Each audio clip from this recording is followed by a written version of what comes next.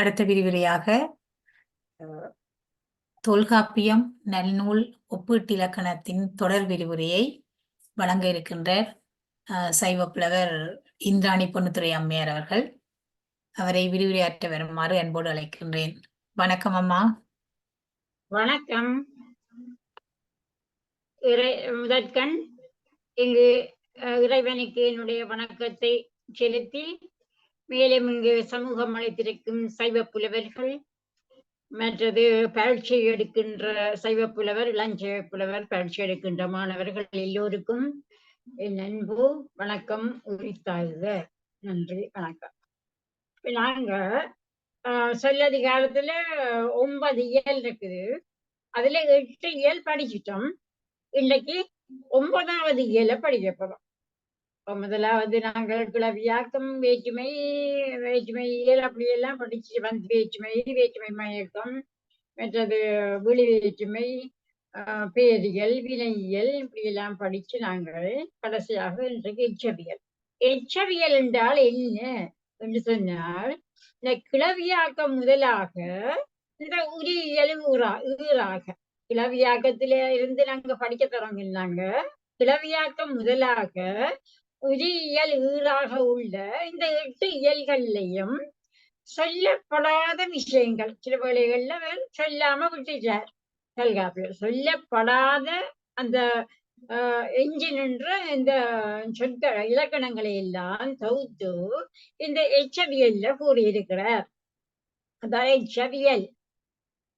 சொன்னோம், 8 இயல்களும் சொல்லப்படாது இருந்த கருத்துக்களை தொகுத்து இந்த எச்சவியல் என்ற பகுதியில் வரதை தந்திருக்கிறார். அப்ப அந்த எச்சவியல்ல செய்யுள் ஒழிப்பு, வழக்கிலக்கணத்து ஒழிப்பு, மரபு ஒழிப்பு ஆகிய 3 ஒழிவு செய்திகள் உணர்த்தப்படுகிறது. முதலாவதாக நாங்க செய்யுள் ஒழிவு பார்ப்போம். அப்ப செய்யுள் ஒழிவுண்டா என்ன? செய்யுள் ஒழிவு 3 வகைப்படும். முதலாவதாக செய்யுள் ஈட்ட சொற்கள், இரண்டாவதாக செய்யுள் விகாரம், மூன்றாவதாக மொழி புணர் இயல்பு. இப்படியான செய்திகள் தான் இந்த செய்யுள் ஒழிப்புல சொல்லப்பட்டது. 3 செய்யுள் ஒழிப்புல 3 விஷயம் சொல்லப்பட்டிருக்கிறது. செய்யுள் ஈட்ட சொற்கள், செய்யுள் விகாரம், மொழி புணர் இயல்பு. அதுல முதலாவதாக நாங்கள் செய்யுள் ஈட்ட சொற்களை எடுத்து பார்ப்போம். செய்யுள் ஈட்ட சொற்கள் என்றால் என்ன? செய்யுள் ஈட்ட சொற்கள் என்பது என்ன? செய்யுள் விகாரம், செய்யுள் ஈட்ட சொற்கள்ல செய்யுள் விகாரம், மொழி புணர் இயல்பு. இது கேள்வி வரலாம் உங்களுக்கு. செய்யுள் ஒழிப்புல கூறப்பட்ட செய்திகளை வேண்டு கேட்கலாம். அப்ப செய்யுள் ஈட்ட சொற்கள், செய்யுள் விகாரம், மொழி புணர் இயல்பு தொடர்பான செய்திகளை செய்யுள் ஒழிப்பு கூறப்படும். செய்யுள் ஒழிப்புல கூறியிருக்கிறார். அப்ப செய்யுள் ஒழிப்பில் என்னென்ன சொற்கள் சொல்லி என்னென்ன விஷயம் இருக்குது? செய்யுள் ஈட்ட சொற்கள், செய்யுள் விகாரம், மொழி புணர் இயல்பு. இந்த 3 விஷயங்கள் செய்யுள் ஒழிப்புல கூறப்பட்டு இருக்கிறது. அதுல முதலாவதாக நாங்கள் செய்யுள் ஈட்ட சொற்களை எடுத்து பார்ப்போம். செய்யுள் ஈட்ட சொற்கள் என்றால் என்ன? இயற்சொல், இரிசொல், திசைச்சொல், வடசொல் என்னும் 4 செய்யுள் ஈட்ட சொற்களாகும். அப்ப ஒரு கேள்வி கேட்கலாம். முதலாவது சின்ன சின்ன கேள்வி இல்ல. செய்யுள் ஈட்ட சொற்கள் என்பவை யாது என்று கேட்டா, செய்யுள் ஈட்ட சொற்களாவன இயற்சொல், திரிசொல், திசைச்சொல், வடசொல் என 4 வகைப்படும் செய்யுள் ஈட்ட சொற்கள். அதுக்குரிய சூத்திரம் தான் தொல்காப்பியர் சொல்கின்றார். இயற்சொல், திரிசொல், நீங்க அந்த கமலா அந்த இதுல இருக்குத்தானே, அதை போடுறேன்னா போடுங்க. செய்யுள் எச்சவியல் அந்த நான் அனுப்பின நோட்ஸ்ல அம்மா என்னட்ட அது காணல. நான் தேடினான், அழிபட்டு போச்சு அம்மா. ஆனந்தி அம்மாட்ட நான் கேக்குறேன் அனுப்ப சொல்லி அனுப்பினேன். முடியுதானே, இதோட முடியுதானே.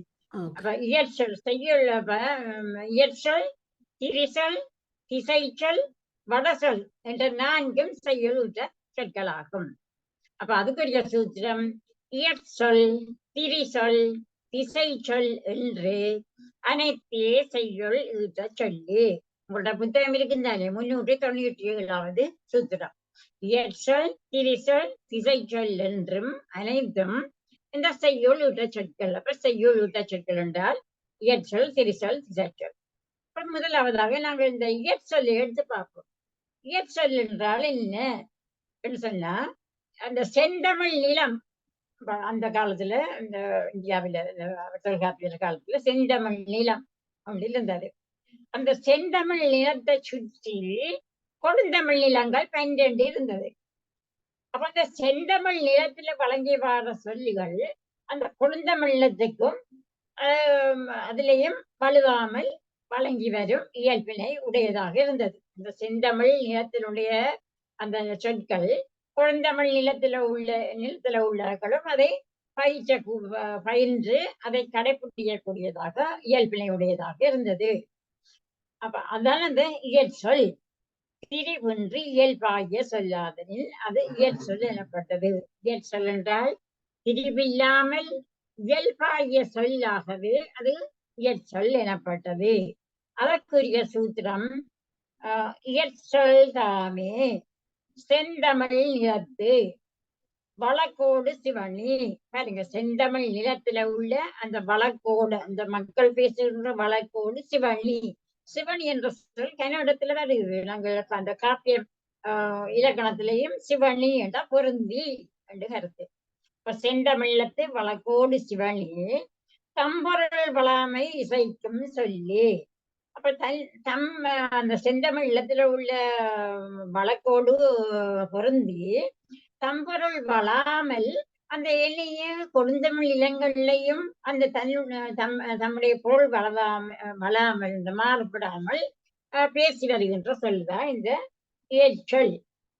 அப்ப இயற்சொல்ன்றது செந்தமிழமும் செந்தமிழ் நிலத்தை சூழ்ந்துள்ள, அதாவது அந்த அதுக்கு ஒரு சூத்திரம் இருக்கு.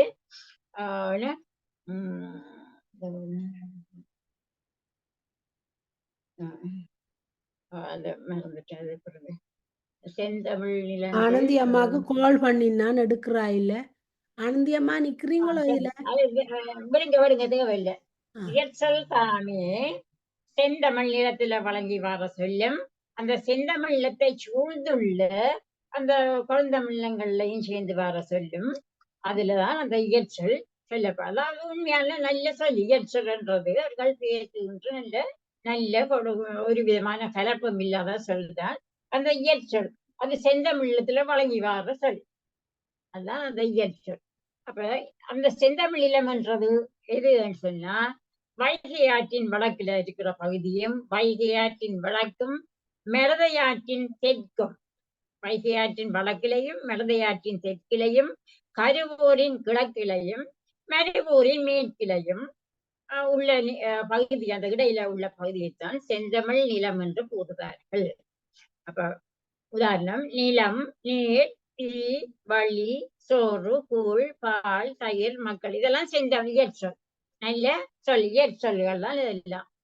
சும்மா சாதாரணமாக நான் பாவிக்கிற நல்ல சொல். நிலம் என்றது நீர் என்றது, தீ என்றது, வழி என்றது, சோறு, கூழ், பால், தயிர், மக்கள், மா, தெங்கு, கமுகு, இதெல்லாம் உதாரணத்துக்கு கொஞ்சத்தை சொல்லி இருக்கிறேன். இதெல்லாம் இந்த இயற்சொல் தான். அடுத்தது இரண்டாவது சொல் என்ன? செய்யுளுட சொல்ல இரண்டாவது திரிசொல்ல பற்றி சொல்றேன். திரிசொல் என்றால் என்ன என்று பார்த்தால், இயற்சொல்லில் நின்று திரிந்து வருவது திரிசொல். நாங்க சொன்ன அந்த இயற்சொல்லிருந்து திரிந்து வருவது என்றால் மாறுபட்டு வருவது. அதுல ஒரு கதைச்சு அதுல இருந்து கொஞ்சம் திரிந்து மாறுபட்டு வருவதுதான் திரிசொல் எனப்படும். இது ஒரு பொருள் குறித்த வேறு சொல்லாகியும் வேறு பொருள் குறித்த ஒரு சொல். இது கொஞ்சம் கஷ்டமான சொல். திரிசொல் என்றது இயற்சொல்லிலிருந்து திரிந்து வந்த சொல் திரிசொல். இது ஒரு பொருள் குறித்த வேறு சொல்லாக, ஒரு பொருளை குறிக்கிறது கணக்க சொல்லி இருக்கும். ஒரு பொருள் குறித்த வேறு பல சொற்கள் இருக்கும். மற்றது பல பொருள் குறித்த ஒரு சொல்லாகையும் வரும். இப்ப ஒரு பொருள், இப்ப உதாரணமா நீங்க உரி சொல்ல படிச்சீங்க. ஒரு பொருள் குறித்த வேறு சொல்லுன்றது, இப்ப கடி என்றதை எடுத்து பாத்தீங்கன்னா, கடி என்ற ஒரு சொல் கன பொருள்ல வருதுன்னு உரி சொல்ல படிச்ச நீங்க. கடி என்றது காவல், மனம், வாசனை, காவல் என்று 12 கருத்தை படிச்ச நீங்க. அது மாதிரி தான் இந்த திரி சொல் அப்படித்தான் வரும். ஒரு பொருள் குறித்த வேறு சொல்லாகியும் வேறு பொருள் குறித்த ஒரு சொல்லாகியும். அதுக்கு உதாரணம் ஒரு சால, ஒரு தவ, நனி, இதுக்கெல்லாம் என்ன கருத்து? பெரிய என்ற கருத்து. சால சிறந்தது, மிகவும் என்ற கருத்து. நனி சிறந்தது. ஒரு மீன், ஓடு மீனோட ஒரு மீன் வருமளவும் வாடி இருக்குமாம் கொப்பு. ஒரு மீனோட பெரிய மீன் எல்லாம் சிறப்பு, பெரிய என்றதன் பொருளைத்தான் அதை உணர்த்துகின்றது. அப்ப சால தவ ஒரு நனி, இது எதுக்கு உதாரணம்? வேறு பொருள் குறித்த ஒரு சொல். வேறு வேறு பொருள் குறிக்க ஒரு சொல் வேறு வேறு பொருளை குறிக்க. ஞாபகமா இருக்கணும் உங்களுக்கு இதெல்லாம் சொல்லு. அடுத்தது திசை சொல்ல பார்ப்போம். மூன்றாவது திசை சொல். திசை சொல் என்றால் என்ன என்று சொன்னால், இந்த செந்தமிழ் நிலத்தை சேர்ந்த 12 நிலங்களிலும் அந்தந்த நாட்டார்கள் தாம் தாம் குறித்த பொருளை விளக்கும் சொற்கள் செந்தமிழ் நாட்டில் வழக்குமாயில் அது திசை சொல் ஆனப்படும். செந்தமிழத்தை சேர்ந்து 12 நிலம் இருக்கு.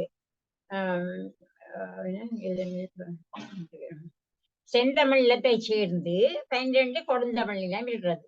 அந்த கொடுந்தமிழ் நிலத்துல உள்ளவர்கள் செந்தமிழ் நிலத்துல வருவார்கள். அவர்கள் அதை அந்த தங்கட பாஷையை இங்கேயும் கதைப்பார்கள். அப்படி வழங்குகிற அந்த சொல்லை திசை சொல் என்று கூறிப்பார்கள். இதை நீங்க உதாரணம் எல்லாம் பின்னுக்கு பிறகு தனியா படிக்க வேணும். இப்ப நான் திசை சொல் என்றால் என்ன கூறி தருகிறேன். அப்ப திசை சொல் என்றால் செந்தமிழ்நாட்டை சுற்றி இருக்கின்ற 12 நிலங்களிலும் உள்ள மக்கள் செந்தமிழ் நாட்டுக்கு சேரும் போது அவர்கள் வழங்குகிற பாசை இந்த செந்தமிழத்துல சேருகின்றது. அதுதான் திசை சொல். திசை பல்வேறு திசைகள் சொல் திசை சொல். அதுக்குரிய சூத்திரம் செந்தமிழ் சேர்ந்த பன்னிரு நிலத்தும். செந்தமிழை சேர்ந்த இந்த செந்தமிழ் நாட்டோடு சேர்ந்த சுற்றி இருக்கிற இந்த 12 நிலத்தும் தங்குறிப்பினவே திசை சொல் கிளவி. அப்பதான் இந்த நாட்டில இருந்து குறித்த பொருளை தாம் குறித்த பொருளை இங்க கலைக்கின்ற போது, செந்தமிழ் நாட்டில் கலைக்கின்ற போது அந்த சொல் அங்கேயும் அது கடைபிடிக்கப்பட்டு வருகிறது. அப்படியான சொற்களைத்தான் திசை சொல் என்று கூறுவார்கள். அப்ப குற்றசூத்திரம் செந்தமிழ் சேர்ந்த 12 நிலத்தும் தங்குறிப்பினவே திசை சொல் கிளவி. இந்த சூத்திரங்களுக்கு கருத்தை நேரடியாக கேட்பார்கள். ஆகவே சூத்திரத்தையும் படிச்சு கருத்தையும் படிச்சு கொள்ள வேண்டும். அப்ப இதுல இந்த செந்தமிழ் நாட்டை சுற்றியுள்ள கொடுந்தமிழ் நிலங்கள் என்னன்னு சொன்னா, செந்தமிழ் நாட்டோட சேர்ந்தது தென்கீழ் பால் முதலாக வடகீழ் பால் இறுதியாக உள்ள பொங்கர் நாடு, ஒளி நாடு, தென்பாண்டி நாடு, குட்டநாடு, உடநாடு, பன்றி நாடு, கெட்டா நாடு, சிறித நாடு, பூலி நாடு, மலை நாடு, அருவா நாடு, அருவா வடதலை நாடு என்று அந்த 12 பெயர்களும் 12 செந்தமிழ் சேர்ந்த 12 நிலங்களாகும். உதாரணமாக தென்பாண்டி நாட்டார். அப்ப தென்பாண்டியில உள்ள நாட்டவர்கள் இந்த செந்தமிழத்தோடு சேருகின்ற போது அவர்கள் என்ன சொல்கிறார்கள்? அவர்களுடைய சொல் என்ன? உதாரணத்துக்கு ஒன்று போட்டிருக்கிறார்கள். எருமை என்பன வெற்றி பெற்றம் என்றுதான் அவர்கள் சொல்வார்கள். செந்தமிழ் நிலத்திலே இருக்கிறார்கள், பசுமாட்டை சொல்வார்கள், எருமை மாட்டை எருமை என்று சொல்வார்கள். அவர்கள் என்ன செய்கிறார்கள் என்றால், இங்க சேரும் பொழுது அவர்கள் பாசையில, இந்த தென்பாண்டி நாட்டு பாசையில என்றதை பெற்றம் என்றும் தம்மாமி என்பதனை தந்து பெற்றம் எருமை இரண்டையும் சேர்த்தவர்கள் பெற்றம் என்று சொல்லுகிறார்கள்.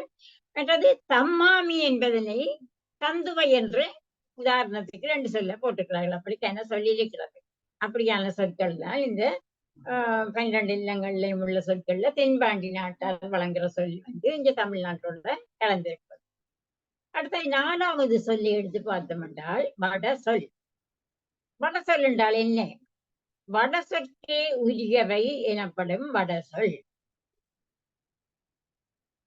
சிறப்பெழுத்து வட சொற்கள் இந்த சிறப்பு எழுத்து என்றும் வட சொல்லில் இருக்கிற சிறப்பு எழுத்து என்றும் நீங்கி தமிழ் வடமொழி ஆகிய இருமொழிக்கும் பொதுவாகிய எழுத்துத்தான் நாங்கள் இந்த வட சொல் என்றும் குறிப்போம். வட சொல் என்றால் அது வடமொழியில் இருக்குது, அது கஷ்டம் எங்களுக்கு.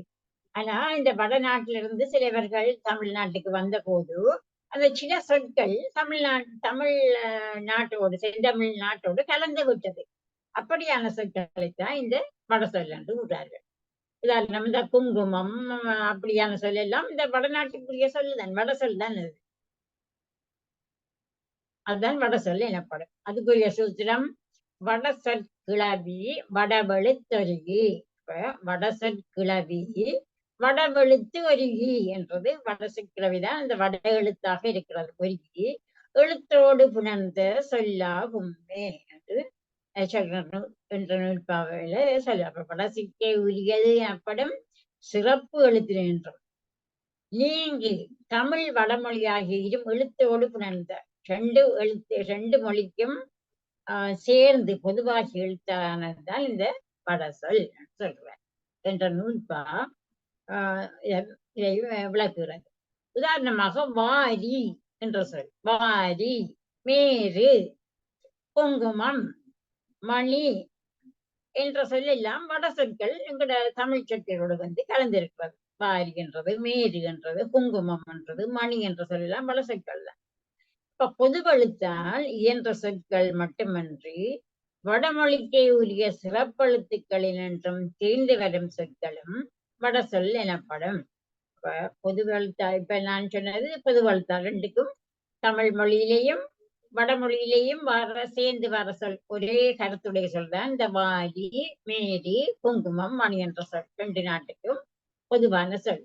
அப்படி அல்லாமல் வடமொழிக்கு உரிய தனிய சில சிறப்பெழுத்துக்களும் திரிந்து வந்து எங்களோட தமிழ் மொழியோட கலந்திருக்கிறது. அப்படியான சொற்களுக்கான் வட சொல் என்று சொல்லார்கள். இவையும் செய்யுளில் செய்யுண்கள் ஏற்றுக்கொள்ளப்படும். வட சொல்லிக்குரிய சிறப்பெழுத்துக்கள் வந்து சில தமிழ் மொழியோட வந்து சேர்ந்திருக்கிறது. அதைத்தான் வட சொல் என்று சொல்வார்கள். சிதைந்தன வரினும் இயைந்த வரையாறு 402வது சூத்திரம் என்பது நூற்பா. அப்ப சிதைந்தன வரினும் சொல்லுது சிறப்பெழுத்துக்கள் என்று நீங்கி திரிந்து வரும் சொற்கள். அப்ப சிதைந்தன வரினும் திரிந்து வர சொற்கள் வந்து எங்களோட தமிழோட கலந்தாலும் நாங்கள் அதையும் தமிழ் மொழியோடு சேர்த்துத்தான் ஏற்றுக்கொண்டு எப்பொழுதும் நாங்கள் அதை பாவிச்சு கொண்டு வருகிறோம் என்பது நூற்பா. அடுத்தது சொற்கள். அப்ப இது இந்த மூண்டையும் சொல்லிட்டாரு. இப்ப அடுத்த சொற்கள் விகாரம் அடைதல். அப்ப இயற்சொல், திரிசொல், திசை சொல், வடசொல். இப்ப நான் இங்க சொல்லியும் படிச்சிடலாங்க.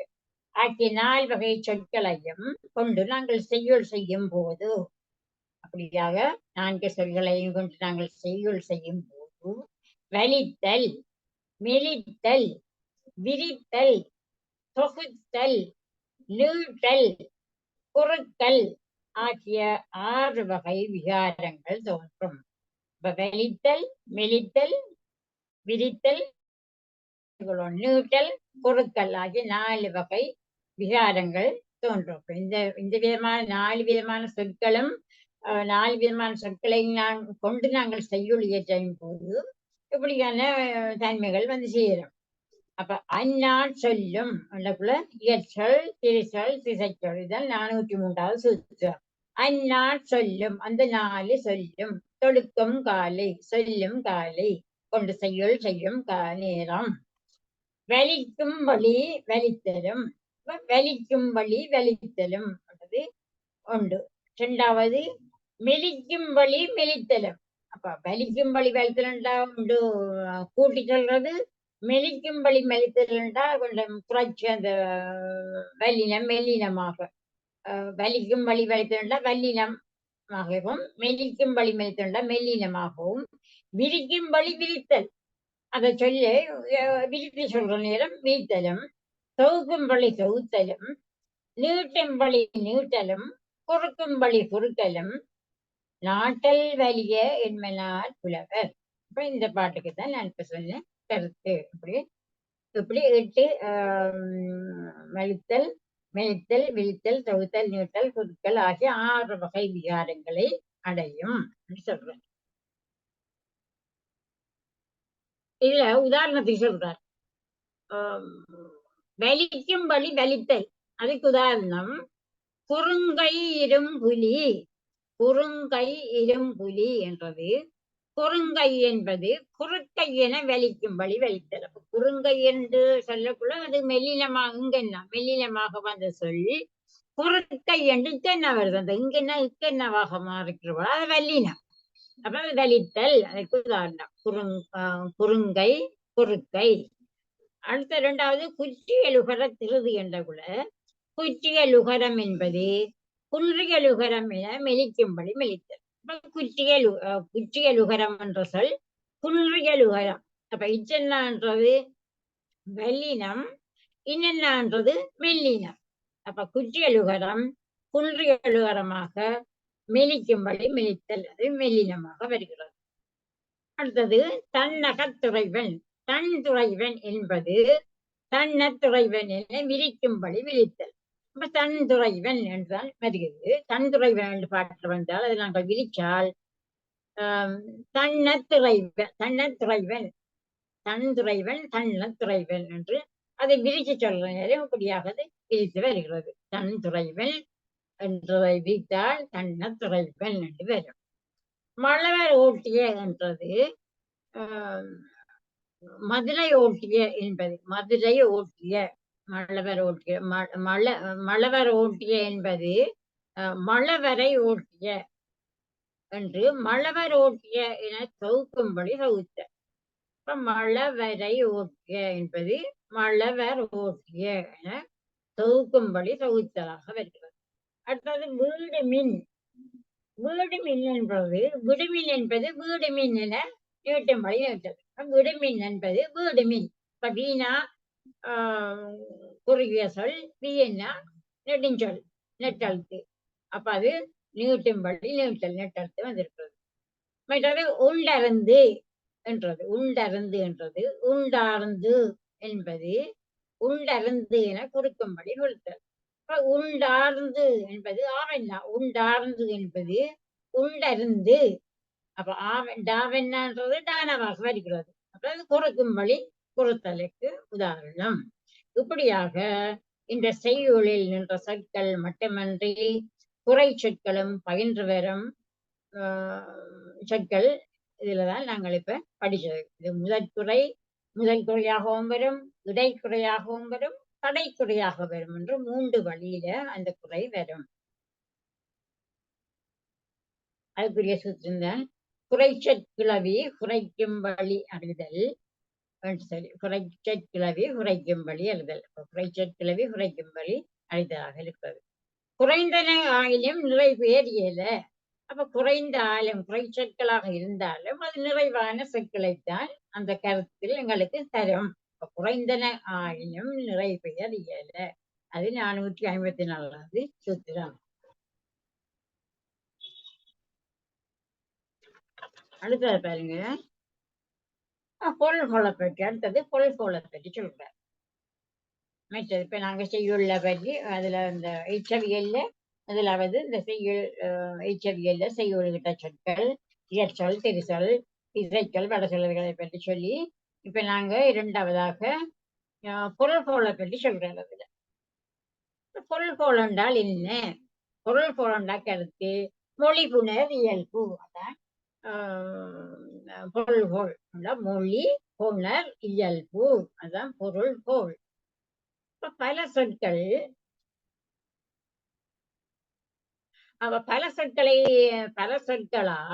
பல சொற்களாலான ஒரு சொல் நாங்கள் உணர்த்த வேண்டி வந்தால் வல்லூர் இந்த பழைய காலத்தாக்கள் இந்த கவிஞர்கள் அழகுபடை செய்வது செய்யுளாகும். அப்ப இந்த சொல்ல சாதாரணமாக கதைக்கின்ற சொற்களை அழகுபட நல்ல இயற்கை நயங்களை போட்டு அப்படியாக எழுதுவதுதான் இந்த செய்யுள் ஆகும். இவ்வாறு பல சொற்கள் சேர்ந்து செய்யுளாகும் போது, அவற்றில் காணுகின்ற சொற்களை நாங்கள் அப்படியே பொருள் கொள்வதும் உண்டு. அப்ப பொருள் கொள்றதுக்குள்ள பழைய பழைய ஆசிரியர்கள் இந்த செய்யுளை எழுதும் போது அப்படியே நாங்கள் இந்த செய்யுள் சொற்களை அப்படியே நாங்கள் பொருள் கொள்ள வேண்டி வந்தாலும் உண்டு. அப்படி அல்லாமல் அந்த சொற்களை மாற்றி அல்லது அடிகளை மாற்றி நாங்கள் பொருள் கொள்ளலாம். இப்ப சில பாட்டு எடுத்துக்கொள்ள பாட்டு அப்படியே நேராகவும் வரும். ஆனா சில பாடல்கள்ல அடி மாற்றி நாங்கள் பொருளை கொள்ள வேண்டும். அடி மாற்றி பொருளை கொள்ள வேண்டும். அப்படியான சொல்லத்தான் இந்த பொருள் கொள்ள கூறியிருக்கிறார்.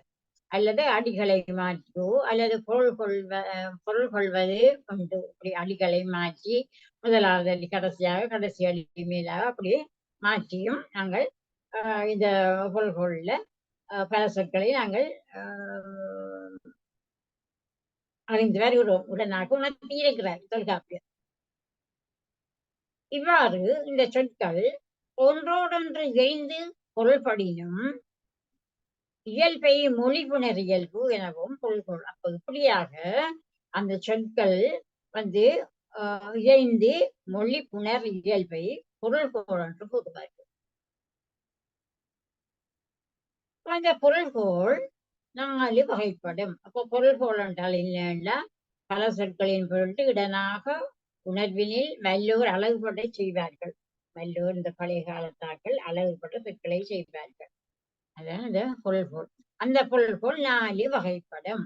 முதலாவது தொல்காப்பியர் சொல்லியிருக்கிறார் நல்லூலர் 8 வகைப்படும் என்றதை சொல்லியிருக்கிறார். இந்த பொருள்கோளை நல்லூலர் 8 வகை என்று சொல்லியிருக்கிறார். தொல்காப்பியர் 4 வகை என்று சொல்லியிருக்கிறார்.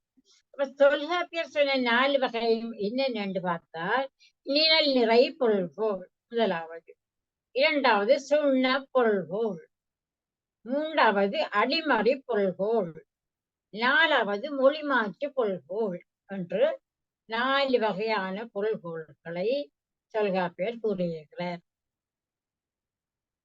முதலாவதாக நாங்கள் நிழல் நிறை பொருள்கோளை பார்த்தோம் என்றால் அவர் அதுக்கு 404வது சூத்திரத்துல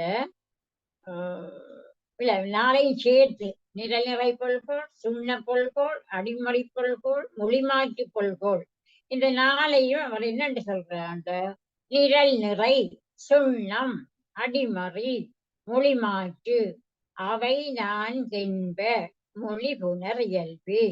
அப்ப இந்த 4 சொற்களும் மொழி புணரும் இயல்பை சுட்டி காட்டுகிறது என்று சொல்லி தொல்காப்பியர் கூறியிருக்கிறார். அது 404வது சூத்திரத்துல. முதலாவதாக நாங்கள் பார்த்தோம் என்றால் நிழல் நிறை பொருள்கோள் என்ன என்று பார்த்தோம் என்றால் முடிக்கும் சொல்லகை. நிழல் நிறை பொருள்கோள் என்றால் இந்த முடிக்கும் சொல்லகையும் கடைசியாக முடிக்கிற சொல்லையும் முடிக்கப்படும் சொல்லையும் நிழல்பட வேறு வேறு நிறுத்தி பொருள்கொள்ளுதல் தான் நிழல் நிறை பொருள்கோள் சொல்றது.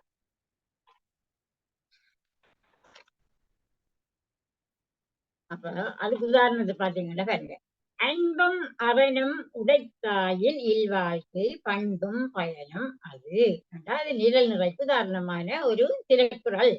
அப்ப இல்வாழ்க்கை, அப்ப அன்பும் அவனும் உடைத்தாயின் இல்வாழ்க்கை, இல்வாழ்க்கையை பற்றித்தான் அவர் கூறுகிறார். இல்வாழ்க்கை அன்பு உடைத்தாயின் அவன் உடைத்தாயின் என்று சொல்லி பார்த்தோம் என்றால் இல்வாழ்க்கை அன்பு உடைத்தாயின் அது அதன் பண்பு.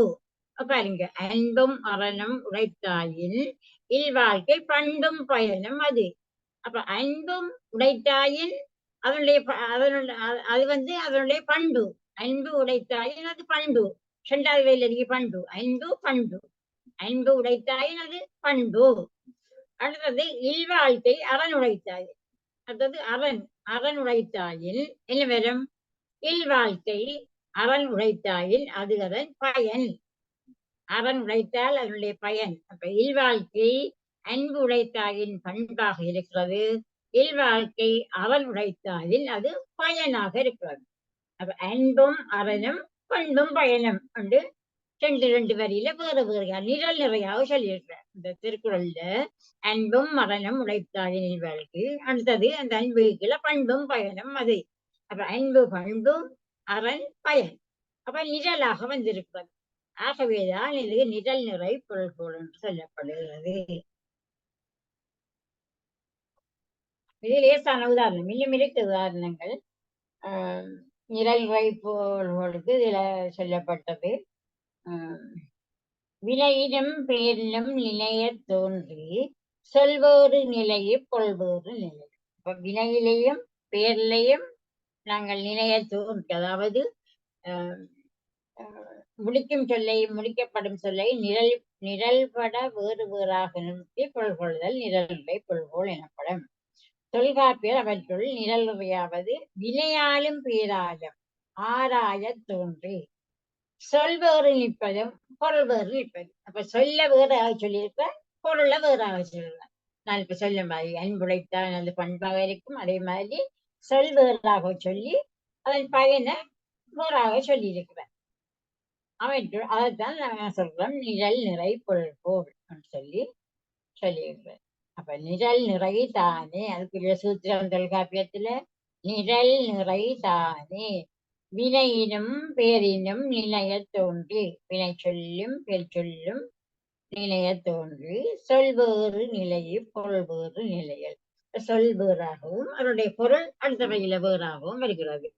இதனால் வினை நிரல் நிறை பெயர் நிலை நிறை அவ்விரண்டாலையும் வரும். வினை நிரல் நிறையாகவும் வரும், பெயர் நிரல் நிறையாக அவ்விரண்டாலையும் தான் இந்த நிலை. முதல் சொன்னது அன்பு பண்பு, அன்பும் உடைத்தாயின் அது பண்பு. அப்ப பேர் அன்பு, அதனுடைய வினை பண்பு. அதுதான் அது வினை நிழல் நிறையாகவும் பெயர் நிழல் நிறையாகவும் அந்த இரண்டாலையும் தான் அந்த நிழல் நிறை பெறும் என்று சொல்லியிருக்கேன். அப்ப அதுல 3 வகை: வினை நிழல் நிறை, பெயர் நிழல் நிறை, அப்ப இரண்டாலும் வரும் நிழல் நிறை என்று இந்த நிழல் நிறை 3 வகைப்படும் சொல்லியிருக்கிறார் தொல்காப்பியர். அவர் அதுக்கு சொன்ன உதாரணம், தொல்காப்பியத்தில் சொல்லப்பட்ட உதாரணம், மாசு போகவும் காய்பசி நீங்கவும் கடிபுனன் மூழ்கி அடிசல் கை தொட்டுன்னு சொல்ற. இப்ப மாசு போக, மாசு என்ற தேக்கத்தில் இருக்கிற அழுக்குகள் போக, மாசு போக. காய் பசி நீக்கின்ற செக்கான பசி, காய் பசி நல்ல வலிமையான பசி நீங்கவும், மாசு போகவும் காய் பசி நீங்கவும் கடிபுனல் மூழ்கி. அப்ப பாருங்க, முதலாவது வரியில மாசு போக அவர் என்ன செய்கிறார்ன்றா கடிபுனல் மூழ்கிறார். கடிபுனல் மூழ்கிறார்ன்றது அந்த தண்ணியில குளிக்கிறார், நல்ல தண்ணியில குளிக்கிறார். மாசு போக கடிபுனல் மூழ்கிறார். காய் பசி நீங்க அடிசல் கை சொட்டு. அப்ப அவரு சரியான பசி, காய் பசிதான் மிச்சம் நல்ல பசி. அப்படியான பசியில அவர் அடிசல் கை தொட்டு, அடிசல் சாப்பாடு கையை தொட்டு சாப்பிடுகிறார். அப்ப பாருங்க, முதலாவது வரியில உள்ளது அடுத்த வரியில அதுக்குரிய கருத்தாக இந்த தொடர்பாக இருக்கிறது. மாசு போக கடிபினல் மூழ்கிறார், காய் பசி நீங்க அடிசல் கை தொட்டு வர்றாரு. இது நிழல் நிறையாக வரக்கூடியனால இந்த நிழல் நிலைக்கு 2 உதாரணம் சொல்லியிருக்கிறேன். நிழல் நிலைக்கு மாசு போகவும் காய் பசி நீங்க உண்டு, அன்பும் அரைத்தம் அறனும் உடைத்தாய நில்வாழ்க்கை பண்பும் பயனும் அது. 2 உதாரணம் சொன்னபடியே நிழல் நிலைக்கு வளர்த்து நல்லாக ஞாபகமாக இருக்க வேணும். அடுத்ததாக சுண்ண பொருள்கோள். சுண்ண பொருள்கோள், சுண்ண பொருள்கோள்டா உடலில் பூசும். சுண்ணம் என்றா இல்ல, உடலில் பூசும் சாந்து. இனங்கள் அந்த காலத்து பெண்கள் அரண்மனையவர்கள் உடலில குளிக்கிட்டு வந்தவுடனே நல்ல மனம் வாசனை கொண்டே சுண்ணத்தை பூசுவார்கள். இப்பவும் அந்த சுண்ணம் என்றது அதுக்கு முகப்பூச்சைதான் சுண்ணம்ன்றது. அப்ப உடலில் பூசும் சுண்ணத்தின் பொருள்களை கலந்து, சுண்ணத்தில் பல பொருட்கள் கலந்து இருக்கும். அந்த சுண்ணத்துல வாசனை இருக்கும், அந்த ஊட்ட போடுறதுக்குரிய அந்த தன்மைகள், அப்படியே கன பொருள்கள் அதுல கலந்திருப்பார்கள். கலந்து இருப்பது போல சொற்கள் கலந்து கிடக்கும். அது போல சொற்கள் கலந்து சுண்ணம் என்ற வாசனை பொருள்ல பல்வேறு பொருட்கள் கலந்து இருப்பது போல உங்களுக்கு இந்த சொற்களும் பல கலந்து இருக்கிறது தான் சுண்ண பொருள்கள். உதாரணமாக, சுரையாள அம்மி மிதப்ப வரை அணிய யானைக்கு நேர்த்து முயற்கு நிலை என்ப காணல் நாடன் சினை ஒரு பாட்டு. சுரையாள பாருங்க, சுரை என்றா என்ன? அங்க தோற்று சுரை குடுக்கை மிதக்குமாறும். இப்ப சுரை என்றது அந்த சிலக்காயிரம் வெறும் அந்த ஓடு, அந்த காலத்துல விபூதி பூசுவதற்கெல்லாம் இந்த சுரை இந்த குடுவையத்தான் அதுக்குள்ளதான் விபூதி வச்சு வாசல்ல பொழுவி வைப்பார்கள். அந்த சுரை வெளி வெளி ஓடு மட்டும் எடுத்தால் அது ஆள மாட்டாது, அது மிதக்கும். அப்ப சுரை ஆளன்றது நாங்க எடுக்க இயலாது. சுரை மிதப்ப, சுரையாள அம்மி மிதப்ப கொஞ்சம் மாறி வந்திருக்கிறது. இப்ப சுரை மிதப்ப என்று வரணும். இப்ப சுரை மிதப்ப, சுரை குடுக்கை மிதக்குமாறும் அம்மி ஆளு மாறும். பாருங்க, சுரை ஆளு அம்மி மிதப்ப மாறி சொல்லியிருக்கிறார்கள். இப்ப சுரை மிதக்க வேணும், அம்மி ஆள வேண்டும். அம்மி எடுத்து நாங்கள் கல்லால செய்யப்பட்ட அம்மி எடுத்தால் அது வந்து மிதக்குமா? இல்ல, அது ஆழ்ந்து போகும். நாங்கள் தண்ணிக்குள்ள போட்டால் அது ஆழ்ந்து போகும். அப்ப இது மாறி வந்திருக்கிறது. அப்ப இது என்னண்டா, உடலில் பூசும் சுண்ணத்துல பல பொருட்கள் கலந்திருப்பது போல சொற்கள் கலந்து கிடக்கும். அதான் இதுக்கு சுண்ண பொருள்னு சொல்றது. சொற்கள் கலந்து கிடக்கிறது. இப்ப சுரையால அம்மி மிதப்ப, இப்ப சுரை மிதப்ப அம்மியால என்று வர வேணும்.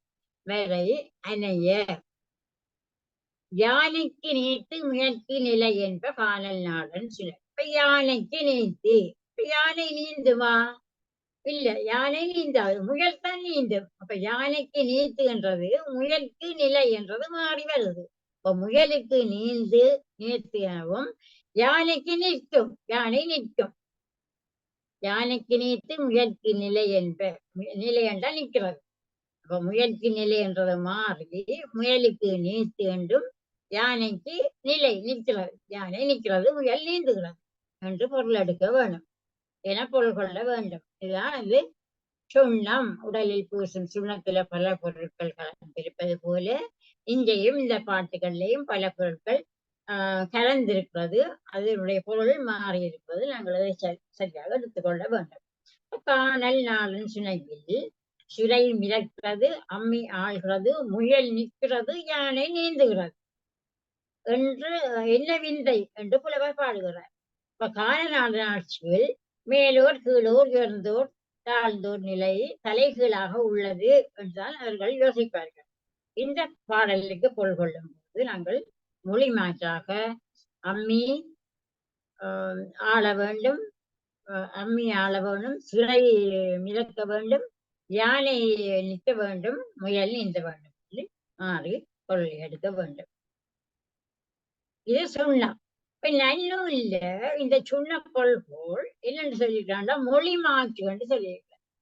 நன்னூல இதே கருத்து உள்ள சுண்ண பொருள்கோள் தொல்காப்பியர் சுண்ணம் என்று சொல்றது நன்னூல மொழி மாற்று என்று கூறியிருக்கிறார், மாறி சொல்லியிருக்கிறார். அடுத்ததாக அடிமறி. அப்ப தொல்காப்பியர் நாலு சொன்னவரை என்னென்ன பொருள்கோள் நிழல் நிறை, சுண்ணம், அடிமறி, மொழி மாற்று. அப்ப நாங்க இப்ப அடிமறியை படிப்போம். தொல்காப்பியர் சொன்ன அடிமறி. அடிமறி என்றால் என்ன?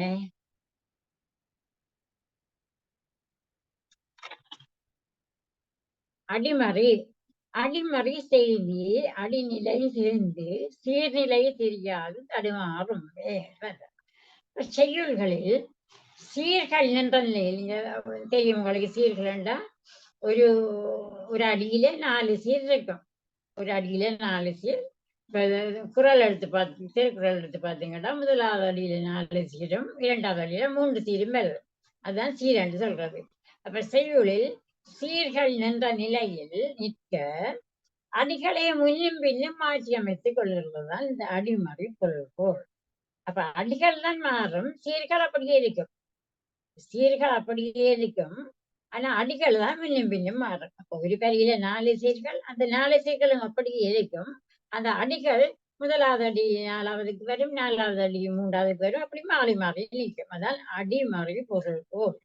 அதாவது செய்யுளில் சீர்கள் நின்ற நிலையில் நிற்க அடிகளை முன்னும் பின்னும் மாற்றிக் கொள்வதால் இது அடிமறி பொருள்கோள் ஆகும்.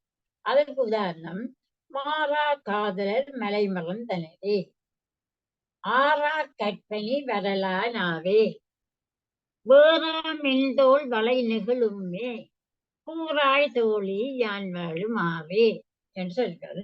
மாறா காதலர் மலைமறந்தனரே. அப்ப இந்த காதலர்கள் தங்களுடைய காதலை விட்டு மாறாமல் இருக்கிறார்கள். இப்பொழுது அவர்கள் மறந்துட்டார்கள், மலையும் மறந்தனர். ஆறார் கற்பனி வாராளாவே கூறா மின்தோல் வளைநகளுமே உண்டாகி நாளாவே கூறாய் தோழி. இப்ப தலைவி சொல்றான் தோழிட்ட, கூறாய் தோழி நான் எப்படி வாழ்றேன், என்னுடைய கணவர் எப்படி என்ன எல்லாம் விட்டுட்டு போயிட்டார், மறந்துட்டார். அப்ப என்னுடைய தோல் எல்லாம் மெலிஞ்சு போய் வேறா மென்தோல் வளைநகளுமே என்றா என்னுடைய உடம்பெல்லாம் மெலிஞ்சு என்னுடைய காப்பு எல்லாம் கலண்டு விழுகிறது. வளையண்டா வளையல் காப்பு அதுவும் கலண்டு விழுகிறது. அப்படியாக மெலிந்து போயிட்டு நான் என்ன செய்வேன், நான் எப்படி வாழ்வேன் சொல்லி தோழி அந்த தலைவி தோழிகிட்ட கேட்கிறார். அப்ப இந்த பாடல்ல இந்த வரிசையாக எந்த விதமாக வரிசையாக மாற்றி கொண்டாலும் அதே பொருள்தான் வரும், அந்த பொருள் மாறாது. இப்ப மாறா காதலர் மலம் மறைந்தது என்று அதை நீங்க கடைசியா போட்டாலும் சரி. ஆறா கற்பிணி வாராளாவே. கூறாய் தோழி, இப்ப கூறாய் தோழி யான் வாழுமாறுன்றது 4வது வரியா இருக்கிறது. அதை 1வது வரியாகவும் போடலாம், மாறி மாறியும் போடலாம். கூறாய் தோழி யான் வாழுமாறு மாறா காதலர் மலம் வளர்ந்தானே என்று அப்படி 4 வரியையும் இதுல சொல்லப்பட்ட 4 வரியையும் மாறி மாறி போட்டாலும் அது அதே பொருள்லதான் வருகிறது. அதுதான் அடி மாறி பொருள் போல். அடிகள் மாறி மாறி பொருள் கொள்ளுகிறது. எப்படி பொருள் கொண்டாலும் அதே கருத்தான் வரும் சொல்லித்தான் இந்த அடிமறை பொருள் கொள்ளும் கருத்து.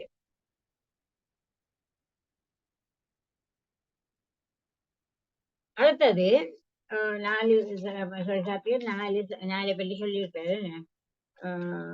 ஒன்று நிழல் நிறை, மற்றது 2வது சுண்ணம், 3வது அடிமறி, 4வது மொழி மாற்று. மொழி மாற்று பொருள்கள் என்றால் என்னன்னு சொன்னால், மொழி மாற்று இயற்கை சொல்நிலை மாற்றி பொருள் எதிர் இயைய முன்னும் பின்னும் கொள்வழி கொளாவல். அப்ப இந்த சுண்ணம் நாங்கள் படிச்ச சுண்ணப்பொருள்கள், அந்த சுண்ணப்பொருள்கள்னா பலவிதமான வாசனை பொருட்கள் கலந்திருக்கிறது மாதிரி அந்த அடிகளும் கலந்திருக்கிறது என்று படிக்கிறாங்க. அப்ப சுண்ணம் போல அடிகளுக்கு மட்டும் பொருள் மாறாமல், அடிகளுக்கு மட்டும் பொருள் மாறாமல் செய்யுளில் முன்னும் பின்னுமாக மாறி நிற்கும். அப்ப இது சுண்ணப்பொருள்கள்ல படிச்சாங்க, அடிகளுக்கு மட்டும்தான் பொருள் மாறாமல் செய்யுளில் முன்னும் பின்னுமாக மாறி நிற்கும் சொற்களை பொருளுக்கு பொருந்தும்படி தேவையான இடத்தில் மாற்றி அமைத்து பொருள் கொள்வது மொழி மாற்று. அப்ப நாங்க சொன்ன பொருள் சொன்ன மாதிரி இல்லாமல் இதுல அந்த வரிசையில முன்னும் பின்னுமாக அந்த செய்யுள்ள முன்னும் பின்னுமாக மாறி பொருள்கள் இந்த அது வரிசையாக சொல்றது. உதாரணமாக பாருங்க, இதுல ஆரிய மன்னர் பறவில் எழுத்தியம்பும் பாரி பரம்பின் மேல் தன்னுமை காரி விரன் முள்ளூர் வேங்கை தான் நாரும் தோளால் திறனுள்ளது உள்ளத்து அலர் சொல்லி ஒரு பாடல், ஒரு வெண்பா பாடல் இருக்கிறது. அப்ப இதனை பொருளுக்கு ஏற்ப நாங்க மாற்றி அமைத்து கொண்டால் மாற்றி அமைத்துக் கொள்ள வேண்டும். அதுக்கு உங்களுக்கு லேசான ஒரு உதாரணம், குன்றத்து மேல குவளை. குன்றத்து மேல குவளை, அப்ப குன்று மலை குன்று மேல குவளை இருக்கிறது. குளத்துள் செங்கோடு வேலி மலர் என்று இருக்கிறது. அப்ப குன்றத்துக்கு மேல கோடை மலர் இருக்குமா? இல்ல. குன்றத்துக்கு மேல வேலி மலர் தான் இருக்கும். குன்றத்துக்கு மேல வேலி மலர் வேண்டாம், குவளை மலர் தண்ணிக்குள்ளதான் மலரும். அப்ப குன்றத்துக்கு மேல இருக்காது. அப்ப குன்றத்துக்கு மேலே வேலி மலர் எனவும் குளத்தில் குவளை மலர் எனவும் பொருள் கொள்ள வேண்டியிருப்பதால் இது மொழி மாற்றி பொருள்கோள். மொழியை மாற்றி பொருள்கோள். மொழி மாற்றி பொருள்கொள்வது மொழியை மாற்றி பொருள்கொள்வது. அதுக்கு உதாரணம், குன்றத்து மேல குவளை குளத்துள் செங்கோடு வேலி மலர் வருது. இப்ப செங்கோடு வேலி மலர், அது செங்கோடு அப்படின்றது மலையில் இருக்கிற மலர் தான் செங்கோடு. குன்றத்து செங்கோடு வேலி மலர். குளத்துள் குளத்துள் என்ன இருக்குது? குவளை மலர். குன்றத்து மேல வேரி மலர். குன்றத்து மேல வேரி மலர், குளத்துள் மேல குவளை மலர் என்று நாங்கள் மொழியை மாற்றி பொருள் எடுக்க வரும். இந்த பாட்டுகள்ல மொழியை மாற்றி பொருள்வோம், மொழி மாற்றி பொருள்வோம். இது 4 தான் தொல்காப்பியர் சொன்ன பொருள்கள் 4 சொல்லிட்டேன்.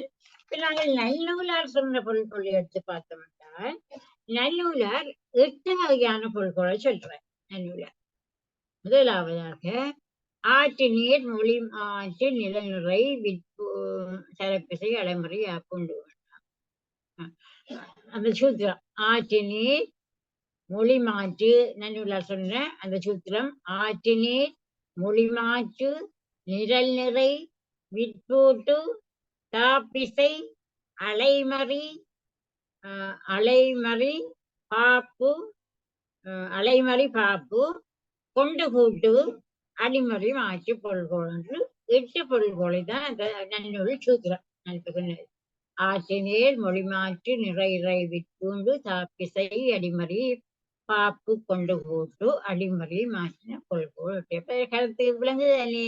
ஆற்று நீர் முதலாவது ஆற்று நீர் பொருள்கோள், 2வது மொழி மாற்று பொருள்கோள், 3வது நிறை பொருள்கோள், 4வது விற்பூட்டு பொருள்கோள், 5வது தாப்பிசை பொருள்கோள், 6வது அலைமறி பாப்பு பொருள்கோள், 7வது கொண்டு கூட்டு பொருள்கோள், 8வது அடிமறி மாற்று பொருள்கோள் என்று நன்னூலார் 8 வகையான பொருள்கோளை கூறியிருக்கிறார். தொல்காப்பியர் 4 வகையாக கூறியிருக்கிறார், இவர் 8 வகையாக கூறியிருக்கிறார்.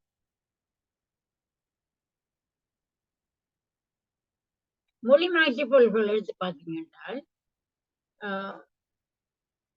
பாடலில் வருகின்ற சொற்களை பொருளுக்கு ஏற்ப பாடலில் வருகிற சொற்களை பொருளுக்கு ஏற்ப நாங்கள் மாற்றிக்கொள்ளுதல், அதான் மொழி மாற்று பொருள். பாடல் பொருளுக்கு ஏற்ப நாங்கள் அதை மாற்றிக்கொள்ளுதல் அதன் இலக்கணமாகும். செய்யுளில் ஒரு அடியில் உள்ள சொற்களை மட்டும் முன்பின்னாக மாற்றிக்கொள்கின்றார். ஒரு அடியில் உள்ள சொற்களை மட்டும் முன்பின்னாக மாற்றிக் கொள்கின்றால் செய்யுளுக்குரிய சரியான பொருள் கிடைக்கும் என்பதற்காக அச்செய்யுளின் சொற்களை வரிசை முறை மாற்றிக் கொள்வது மொழி மாற்று. செய்யுள்ள ஒரு சொல்லியிருப்பார், ஒரு பாட்டு பாடியிருப்பார் ஒரு புலவர். அந்த பாட்டில் மொழியை நாங்கள் மாற்றி முதலாவது வரி கடைசி 50 கடைசி வரி அது நாங்கள் முதல் படிக்கிறாங்க. அதைத்தான் வரிக்கிறோம் மொழி மாற்று பொருட்கள். நாங்கள் இந்த தொல்காப்பியர் சொன்னதுலேயும் நாங்கள் படிக்கிறாங்க. அது என்ன மொழி மாற்றி பொருட்கள் அதே தான் இதுலேயும் வரும் சொல்றேன். அப்ப முன் பின்னாக மாற்றிக் கொள்கின்றாலும் அதே கருத்தான் வருது அப்படின்னு சொல்லி அது நாங்கள் ஏற்கனவே சொன்னதால் மொழி மாற்றி கொள்வோம்.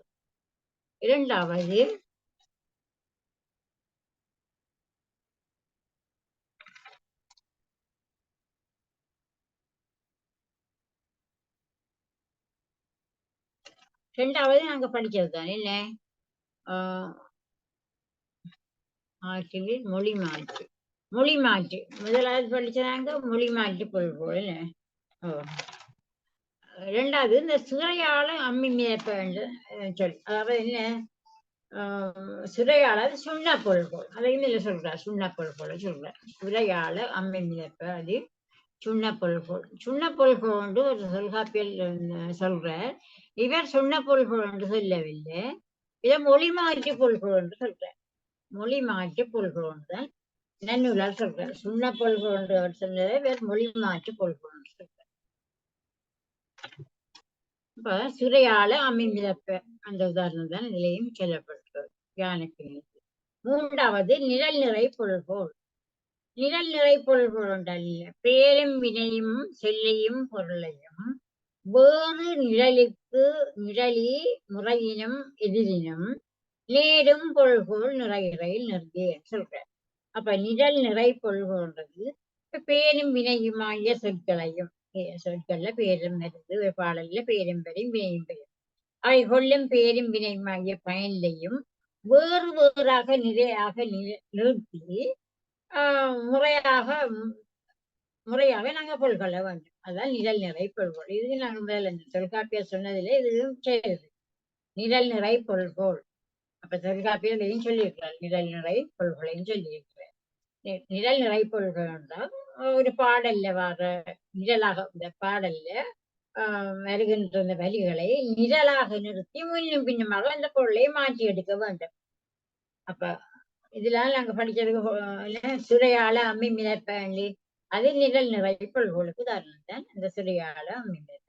அப்ப இதுல சொல்லப்பட்ட உதாரணம் பேரும் வினையுமாகிய சொற்களையும் அவை கொள்ளும் பேரும் வினையுமாகிய பயனிலைகளையும் வேறு வேறு நெறியாக நிறுத்தி அது வேறு வேறாகத்தான் இந்த பாடல்ல சொல்லியிருக்கோம். ஒரு பொருளையும் அதுல பயனில்லை. அப்ப நாங்கள் அதை முறையிலே நாங்கள் பயனிலையாக சரியாக மாற்றிக்கொள்ள வேண்டும். அதாவது கொடி குவளை கொட்டை நொசுப்புண்கண் என்று வருகிறது. மதி பவள முத்து முகம்பாய் முரகல் பிடி பிணை மந்தை நடை நோக்கு சாயல் வடிவினலே வஞ்சி மகள் பேச்சுக்களும் பேர்பனை பயனிலைகளுமாக நின்ற ஒரு நிழல் நிறை பாட்டு. அப்ப கொடி குவளை கொட்டை நுசுப்புண்கண் என்று வருது.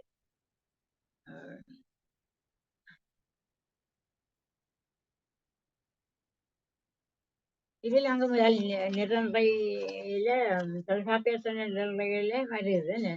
நிழல் நிறை சொன்ன பொருள்கோள் அடிமறை பொருள்கோள் நிழல் நிறை தொல்காப்பிய சொன்னதில் நாங்கள் இரண்டாவதாக படிக்கிறாங்க. அவற்றில் நிழல் நிறைதானே வினையினும் வேறினும் நினைய தோன்றி செல்வேறு நிலையை கொள்வேறு வினையினும் வேறினும் ஒரு நிலையை தோன்றி கல்வேறு நிலைய கொள்வேறு. அதுக்குதான் நாங்க படிச்சோம் கொடி குவளை கொட்டை நுசுப்பு உன் கண்மேனி என்று படிக்கிறாங்க.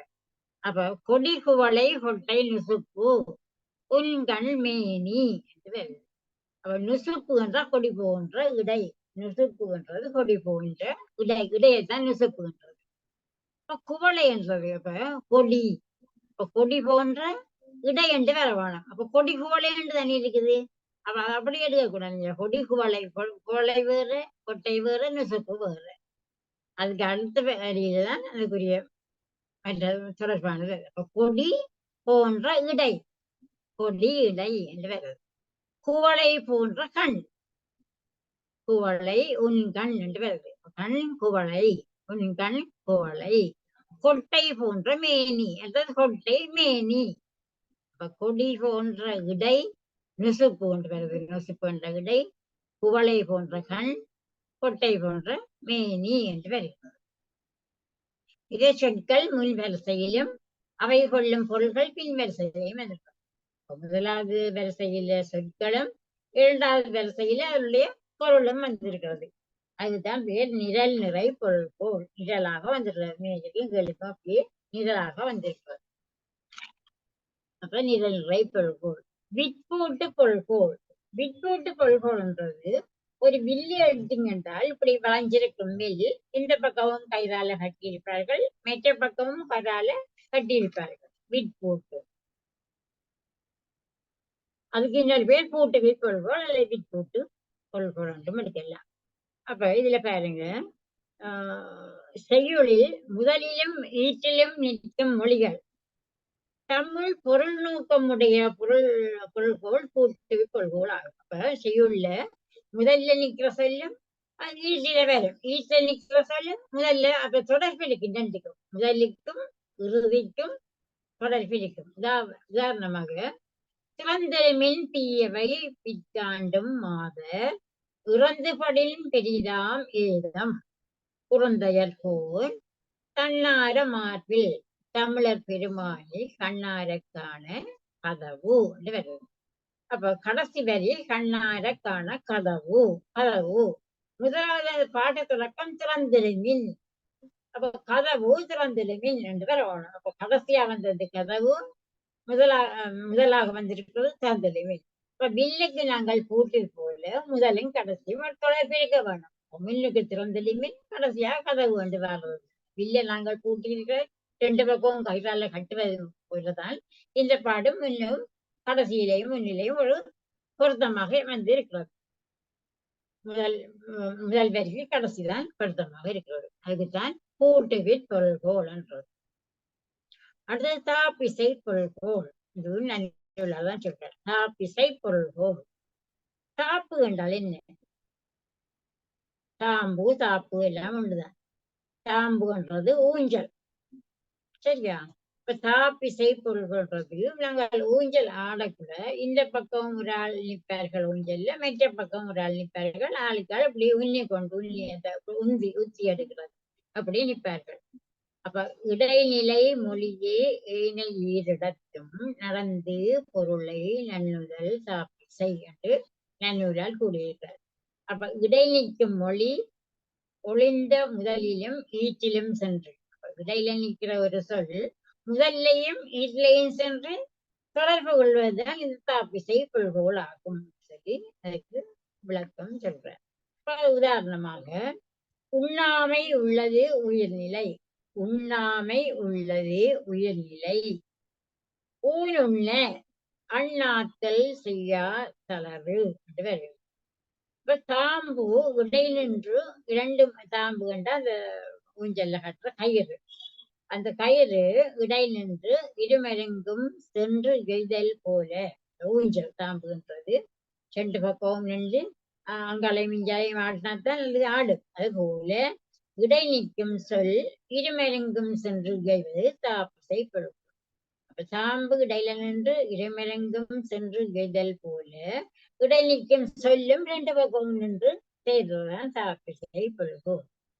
இப்ப இந்த பாட்டுல உண்ணாமை உள்ளது உயிர்நிலை, ஊனுண்ண அண்ணாத்தல் செய்யாதளர்கின்றது. உண்ணாமை உள்ளது உயர்நிலை, ஊனுண்ண அண்ணாத்தல் அன்று அண்ணாத்தல் செய்தது என ஊன் என்ற சொல்லை இருமருங்கும் ஏய்த்து எடுக்க வந்தாங்க. அப்ப பாருங்க, உண்ணாமை உள்ளது உயர்நிலை, அப்ப ஊன் என்ற சொல் ஊனுண்ண அண்ணாத்தல் செய்யாதளர். அப்ப ஊனுண்ணு தானே வருது, உண்ணாமை உள்ளது உயர்நிலை, ஊனுண்ண. அப்ப ஊனுண்ண உண்ணாமை உள்ளது உயர்நிலை, ஊனுண்ண அண்ணாத்தல் செய்யாதளர். அந்த ஊனுண்ண என்ற ஊன் என்ற சொல் இரண்டு மருங்கு நாங்கள் சேர்த்து கொள்ள வேண்டும். ஊஞ்சல் கயிறு இரண்டு பக்கமும் கட்டினது போல அந்த ஊன் என்ற சொல்லை நாங்கள் இரண்டு பக்கமும் ஏய்த்து சொல்ல வேண்டும். உண்ணாமை உள்ளது உயர்நிலை, அப்ப உண்ணாமல் இருப்பதுதான் உயர்நிலை. ஊனுள்ள அண்ணாத்தல் செய்யாதல், ஊனுள்ள. அப்ப ஊன் என்ற சொல் ரெண்டுக்கும் பொருத்தமாக வருது. அப்ப அலைமறி பாப்பு கொள்கோள். செய்யுள் இறுதி மொழியிடை முதலிலும், செய்யுள் இறுதி மொழியிடை அலைமறி யாப்பு கொள்கோள் என்றது இந்த பாம்பு பூச்சுக்குள்ள இருந்து வெளியில தலை நீட்டுவது போல இந்த கொள்கலாம். இப்ப செய்யுள் இறுதி மொழியிடை முதலிலும் எய்திய பொருள் போல் அலைமறி யாப்பி. இப்ப செய்யுள்களின் ஈட்டில் நின்ற சொல் இடையிலும் முதலிலும் சென்ற பொருள் போல் அலைமறியாப்பு. அப்ப ஈட்டில் நின்ற சொல் இடையிலையும் முதலிலையும் பொருத்தமா இருக்கிறது. என்னன்னா அந்த பாம்பு பூச்சிக்குள்ள போய் மற்ற பக்கமும் தலையில நீட்டுது. அப்ப ஒரு பக்கம் தலையிருக்கு, ஒரு பக்கம் வால் இருக்குது. அப்ப அலைமறி, அதான் அந்த பொருள் போல அலைமறியாப்பு கொள்கோளாகும். புற்றினுள் தலைகீழாக நுழைந்து, தலைகீழ் அப்படி போனோடனே அந்த தலைகீழ் வால் மேல தலைகீழாக நுழைந்து பிறகு மடிந்து உடலோடும் வாலோடும் ஒட்டி மேல் வரும் பாம்பு மற்ற பக்கத்தால வருது. உள்ளுக்குள்ள நுழைஞ்சது பிறகு அது அந்த அதே உள்ளுக்குள்ள நுழைஞ்சு பிறகு மடங்கி பிறகு சிறும வெளியில வரக்குள்ள தலை வருகுது. தலை உள்ள போயிட்டு பிறகு மடங்கி தலை வெளியில வருது. அது போல அந்த பாம்பு போல ஈற்று என்ற சொல் இடையிலும் முதலிலும் சென்று எய்ந்து கொள்ளுதல். கடைசியாவார சொல். அப்ப பாம்பு புற்றுக்குள்ள நுழைந்து மடிந்து பிறகு தலையை நீட்டி திரும்ப வருவது போல இந்த பாடல்லையும் ஈற்று நின்ற சொல் இடையிலையும் முதலிலும் சென்று இழந்து கொள்ளுவது. அலை என்ன புற்று, பாப்பு என்ற பாம்பு, அலைமறி காப்பு கொள்கோ. பாப்பு என்றது பாம்பு, அலை என்றது புற்று. அப்ப புற்றுக்குள் தன் தலையை நுழைத்த அந்த பாம்பு தன் உடல் முழுவதை முழுத்து கொண்ட பின் திரும்ப தலையை புற்றுக்குள் மேல கொண்டு வருது. தலையை புற்றி கொண்டு வந்து வாலை புற்றின் அடியில வைக்கிறது, மாற்றி வைக்கிறது. கொண்டு போயிட்டு பிறகு மாற்றி வைக்கிறது. அதுபோல செய்யுள்ளையும் முதலில் உள்ள அடியை இறுதியில் உள்ள அடியை முதலிலும் மாற்றி கொள்ளும் முறைதான் அலைமறியாகும். அலை பாம்பு அப்படி கொஞ்சம் நுழைஞ்சு பிறகு மாற்றி திரும்ப கொண்டு மாதிரி இந்த பாடல்கள்லையும் செய்யுள்ள மாறி வாரு முதல் சொல்ற முதல் உள்ள அடியை முதல் உள்ள அடியை இறுதியிலும் இறுதியில் உள்ள அடியை முதலிலும் மாற்றி கொள்ளும் முறைதான் இந்த அலைமறை யாப்பு கொள்வோம். அம்மா நேரமாச்சுது ஓய் நேரமாச்சுது சரி உங்களுக்கு படுக்க விருப்பம் சரி உண்டு? சரி சரி சரி சரி உங்களுக்கு ஓகேண்டா எடுங்கோ, ஆனந்தி அம்மாவை கூப்பிடுறேன் நான். சரி சரி கூப்பிடுங்க நான் அது முடிக்கிறேன். லைன்ல இருக்கிறேன். சரி இருக்கிறேன். சரி ஓ சரி. வனரேசம்மா ஓ சரி மிச்சத்தை அடுத்த கிழமை பிறகு படிப்போம். இன்னும் ஒரு கிளாஸ்ல இது முடிச்சிடும். முடிச்ச உடனே நாங்கள் வேற படிக்கலாம். அப்ப நாளைக்கு நாங்க அந்த வகுப்பை போட்டு நிறைவு செய்யலாமே. நாளைக்கு அந்த முடிச்சிட்டு மெட்ராஸ் வாங்குவோம். இன்னும் கொஞ்சம் கிடக்கு முடிக்க. அப்ப நாளைக்கு அந்த வகுப்பை போட்டுட்டு அடுத்ததா ஆ, கேட்டு நீங்க தானே ஆ. எது செய்ய ஓ. போறோம்னு சொல்லி அதை தொடரலாம் நாங்க. சரி சரி சரி சரி ஓகே சரி, சரி. நன்றி நன்றி அம்மா. இதுவரையும் சரி. தொல்காப்பியம் நன்னூல் ஒப்பீட்டு இலக்கணத்தை தொடர்ந்து வழங்கிய சைவப்புலவர் இந்திராணி பொன்னுத்துரை அம்மையாருக்கு சைவப்புலவர் சங்கத்தின் சார்பிலே மிகுந்த நன்றிகளை தெரிவித்துக் கொள்கின்றேன். நன்றி.